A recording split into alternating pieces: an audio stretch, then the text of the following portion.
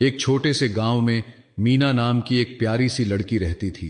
मीना बहुत ही जिज्ञासु और साहसी थी। उसे नई नई चीजें खोजने और नई जगहों पर जाने का बहुत शौक था। एक दिन गांव के बुजुर्ग ने मीना को एक कहानी सुनाई। उन्होंने कहा, गांव के किनारे एक पुराना जंगल है।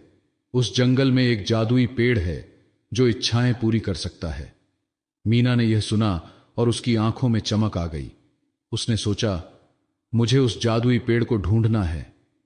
अगले ही दिन वह अपने दोस्त राहुल के साथ जंगल की ओर निकल पड़ी।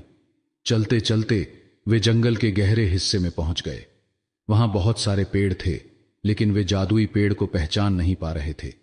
कुछ देर बाद उन्होंने देखा कि एक पेड़ से सुनहरी रोशनी निकल रही है। वे दोनों दौड़ते हुए उस पेड़ के पास पहुंचे। पेड़ की शाखाओं पर चमकते हुए फल थे।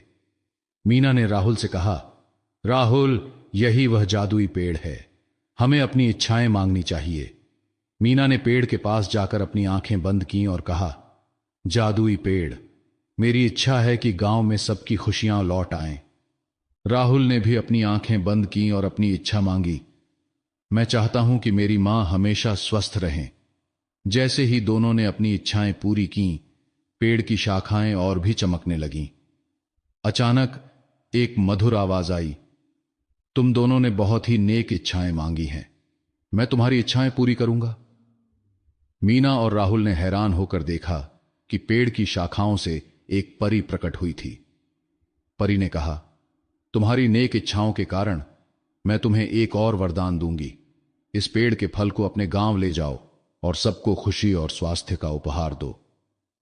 मीना और राहुल ने खुशी खुशी पेड़ के फल को उठाया और गांव की ओर लौटे। गांव में पहुंचकर उन्होंने सभी को उस जादुई फल के बारे में बताया। सबने मिलकर उस फल का सेवन किया और देखते ही देखते गांव में खुशियां लौट आईं। सबकी बीमारियां दूर हो गईं और गांव फिर से हंसता खेलता नजर आने लगा।